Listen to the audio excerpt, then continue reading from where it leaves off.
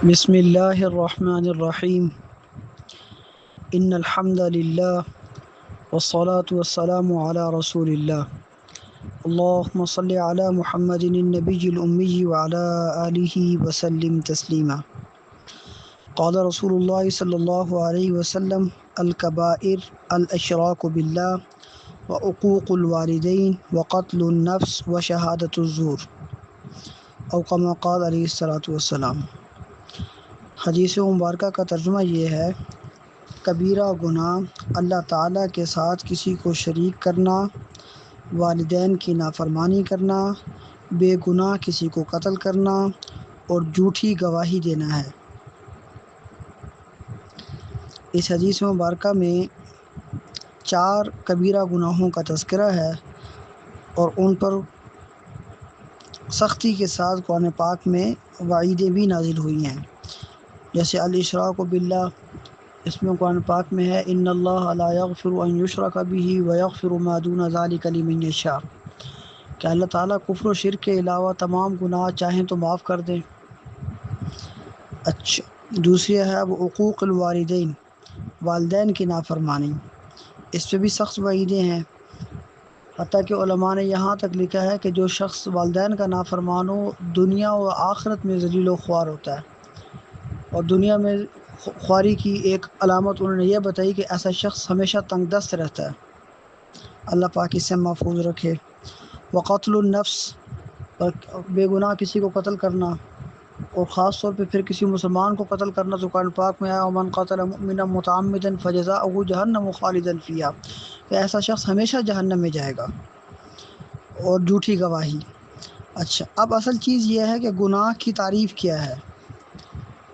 اللہ اور اللہ کے رسول صلی اللہ علیہ وسلم کی نافرمانی کرنا یا جو ان کے احکامات ہیں ان پر عمل درآمد نہ کرنا، اسے کیا کہتے ہیں؟ گناہ۔ اللہ تعالیٰ کی ذات کبریائی کے سامنے ہر غلطی بڑی غلطی ہے، ہر گناہ کبیرہ گناہ ہے، لیکن کیونکہ قرآن و حدیث میں گناہوں پر وعید اور ممانعت کے انداز میں تبدیلی ہے، تو اس تبدیلی کی بنا پر گناہوں کی 2 قسمیں ہیں، ایک کو صغیرہ کہتے ہیں، ایک کو کبیرہ کہتے ہیں،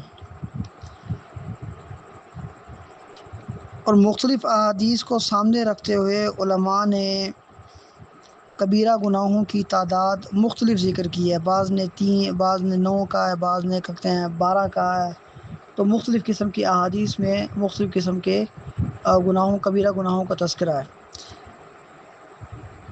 تو علماء نے جہاں اس کی 2 قسمیں بیان کی تو وہاں پر تعریف یہ بیان کی کہ جس گناہ پر مجرم کے لیے اللہ تعالیٰ کی رحمت سے دوری یعنی لعنت ذکر کی گئی ہو، یا وعید ہو، سزا ہو، یا عذاب کا ذکر ہو، وہ گناہ کبیرہ گناہ ہوتا ہے۔